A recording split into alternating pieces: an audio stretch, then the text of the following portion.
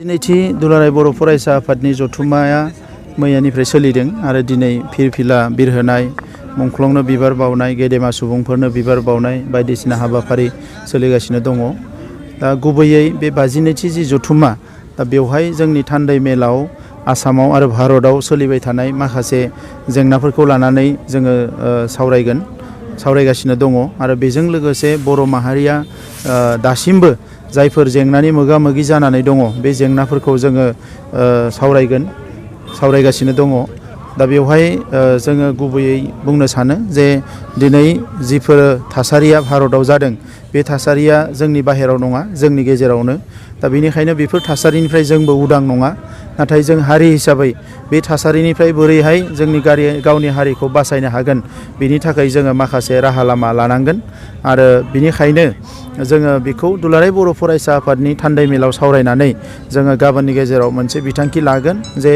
जि मोनसे केप दायो का जाफैबाय, बे कानि जि सोमावसारनाय हारसाफोरनि बे सोमावसारनायाव जोङो थोंजोङै बाहागो लानो हायाबो जानो हागौ। मानोना बे सोमावसारनाया अहिंसानिफ्राय हिंसानि लामाजों थांगासिनो दङ आरो हिंसा खालामोब्ला जोंहा गोबां खहा जागोन। थांनाय समाव जिफोर सोमावसारनाय बड'लेण्ड ओनसोलाव जादों, जेराव अर जोंदों, जेराव मानसिनि जिउ जोबदों, बेफोरबायदि थासारियाव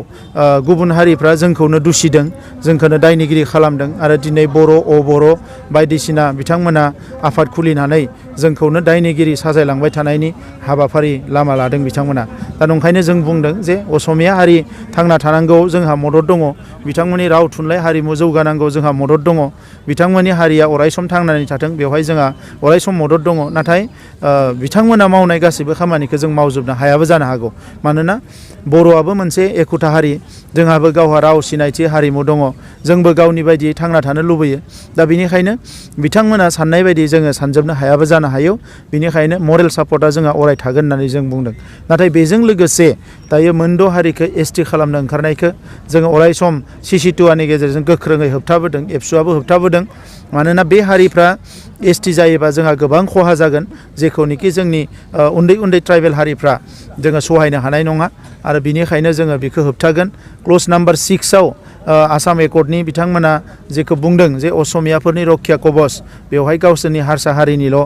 खोथाफ्रा दङ। ओंखायनो जों बुंदों जे बियो इनक्लुसिभ जानांगौ, बयबो हारिनि खोथाया बेवहाय रोखायै बेरखांनांगौ, अब्लासो जों मदद होनो हागोन। दा बेजों लोगोसे गोदान हानि आयेन भारत आसामाव बानायनो नागिरदों।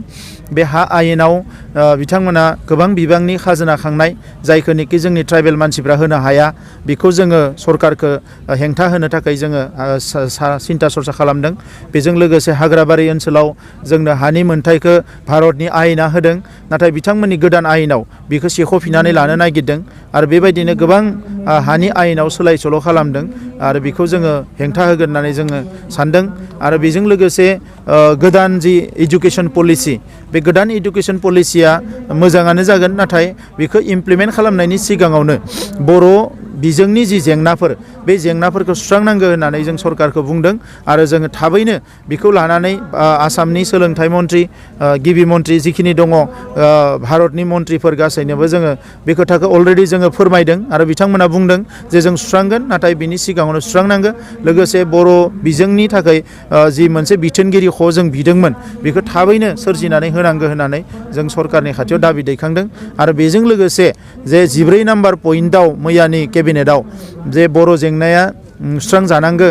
बेखौ बिथांमोना बुंदों जे पिस प्रसेसा एक्सपेडाइट जागोन। दा बेखौ जोङो बेखौनो बुंनो सानदों, बेयो मोनसे राजनितिक स्ल'गान जानो नाङा, राजनितिक डायलग जानो नाङा, गमामायैनो बेखौ बिथांमोना सलुसन खालामनांगौ। मानोना 2014आवबो BJPआ जोंनो खोथा होदोंमोन पावाराव फैयोबा बर' जेंनाखौ सुस्रांगोन, नाथाय दाबो सुस्राङाखै। दा बेनिखायनो बेखौ जोङो गोख्रों नोजोर होगोन आरो दुलाराय बर' फरायसा आफादा जे जोङो बेखौ जुदि जायाब्ला गोख्रोंनिफ्राय गोख्रोङै सोमावसारलांगोन। मानोना सोमावसारनायनि अनगायै जों जेबो मोनाखै, जोंखौ बिथांमोना अरायबो बिमा बाथुलनि नोजोरजों नायबोदों। बेनिखायनो फैबाय थानाय समावबो जुदि जोंनि जेंनाफोरखौ सुस्रांनानै होआब्ला दुलाराय बर' फरायसा आफादा गोख्रोंनिफ्राय गोख्रों सोमावसारगोन। बर' आइ आफाद रायजो राजाखौ लानानै, जोंनि सोमावसारग्रा हान्जाखौ लानानै बे खोथाखौनो जोङो फोरमायो। खौसेथिया बर'फोरनि थाखाय बयनिख्रुइ बेसेन गोसा माबा मोनसे मुवा दङबा, बेसाद दङबा, बे जाबाय खौसेथि। बर'फ्रा खौसेथिखौ जेब्लायबो माने हास्थायदों, नाथाय मालाबाबो बर'फ्रा मोनाखै। दिनै दुखुनांथावा जाबाय मालायनि आखायाव नङा बर'नि गिदिर गिदिर दैदेनगिरिफ्रा गावनि आखायावनो जिउ होनो गोनां जादों नाथाय दाबो जोंनि मानसिफोरनि गेजेराव दा बेखौ दैदेनगिरिफोरनि गेजेराव सोलोंनायखौ जोङो नुनो मोनाखै जे जोंनि खौसेथिनि स्ल'गाना गोबां समावनो राजखान्थिसो जानो नागिरो दा नंखायनो खौसेथिया माबायदियै फैगोन जोङो अनलायनो हानांगोन फोथायलायनो हानांगोन निमाहा होलायनो हानांगोन आरो सासेया सासेखौ बजबलायनो हानांगोन मान सनमान होलायनो हानांगोन दिनै जोंनि गेजेराव सासेया सासेखौ अनलायनो हायाबा मान होनो हायाबा बजबलायनो हायाबा गनायलायनो हायाब्ला जोंनि गेजेराव खौसेथिया बोरै फैनो दिनै गोबाङानो सानदों जे आंनि फर्मुलायासो राइट आंनि थियरियासो राइट आंनि फिल'सफियासो राइट दा बेफोरबायदि थासारियाव खौसेथिया गोब्राब जायो दा नंखायनो गोबां समाव बे खौसेथिनि नाटकआ जोंनियाव गोबां जालांबाय नाथाय मोनसे सम फैगोन खौसेथिया जेरैखि जाया जाथारगोन आंबो फोथायो आरो बे खौसेथिनि नाटकखौ जोङो बारा गोबाव खालामनानै लाब गैया गावबा गावनि खामानिखौ जोङो मोनसे गोथों लामाजों मावलांबाय थाबानो जायो नंगुबै लामाजों मावलांबाय थाबानो जायो खौसेथिखौ बड'फाया बुंदों इउनिटि थ्रु स्ट्रागोलनि गेजेरजों खौसेथिया फैखायो दिनै बड'लेण्ड बिदों लाख लाख बर' रायजो राजाफ्रा बाहागो लादों बर'नि जेंना जादों बांगाल दावराव जादों सोरजोंबा दावराव जादों बर'फ्रा ज' खौसे जादों बेनो खौसे बिनिख्रुइ बांसिन जि खौसे जोङो लुबैदों बेयो राजनितिनि खौसे राजनितिनि खौसेया मालाबाबो सम्भब नङा दिनै राजनितियाव जोंल' नङा पृथिबिनि गोबां हारियानो जानो हागौ खौसे नङा राजखान्थियाव सोरबा खौसे जायोबा बियो खम समनि गेजेरावल' थायो बिनि उनाव गावस्रायो दिनै मिसिंफ्रा गावस्रादों मिसिंफ्रा दिनै नारा नाथा नाजादों खौसे थानो थाखाय नाथाय बे मिसिं मानसिफ्रानो सोरबा माने कंग्रेसाव दङ सोरबा बिजेपियाव दङ दिनै रनज पेगु बिथाङानो बिजेपियाव थांबाय आरो गण शक्तिबो दङ मेनटेन खालामनासो सोलिबाय थादों बिथांमोना कार्बिफोरनि गेजेराव एसे खम अनजिमानि हारि थुब्ला थुब्लि गावस्राजोबनानै दङ दा जेरावबो माने गावस्रानाया दोङो असमियाफ्राबो गावस्राजोबनानै दङ नाथाय बे गावस्रानायनि गेजेरजोंबो दिनै केप आन्दलनाव हारसाफ्रा ज' ओंखारदों गोबाङानो ओंखारनो हायाखै दा जोंनि गेजेरावबो जोङो खौसेथिनि जि